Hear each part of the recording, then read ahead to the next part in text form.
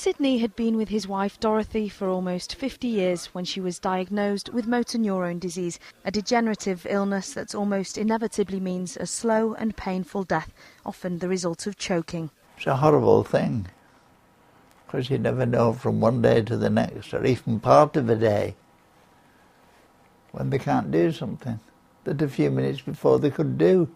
Dorothy's health deteriorated very rapidly, and she and Sidney soon began discussing how they could go about ending Dorothy's life. She didn't say she couldn't speak then. She used to write post-it notes. We carried on. And one day I went in, she gave me a note and just said, I am at the bitter end. So that was fair enough for me, so I came back and rang Switzerland. They gave me a date straight away. Sidney had called the Dignitas clinic near Zurich so that Dorothy could end her life there, as 114 other Britons have done the same. He effectively kidnapped his wife from her nursing home and took her to Liverpool Airport, where a plane was waiting, though he couldn't board the plane for fear of facing prosecution. Well, she had to go. There was no turning back. There was no turning back. She was pleased to go.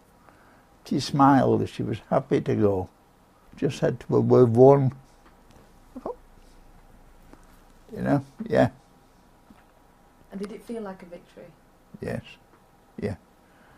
Today it was made clear that people like Sidney won't face prosecution for helping their loved ones to die. If you act in a compassionate way for a loved one, and that you've not persuaded them to go down this track of killing themselves.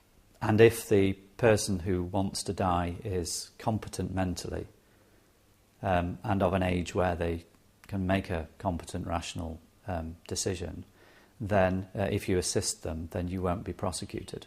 So there's been a clarification, but is it clear enough? Are there still some grey areas that are of concern? Where it may be that there's more clarification required is a case which isn't quite so clear. For example, where somebody is in the early stages of Alzheimer's or dementia, and there will be questions there as to whether they have competence, mental competence. The prosecution service has made it clear that the law hasn't changed. It retains the right to prosecute anybody who assists a suicide. And while today's news is a relief for some, Sidney believes that politicians must do more to help people like him. It's simple enough, really, when you think of it.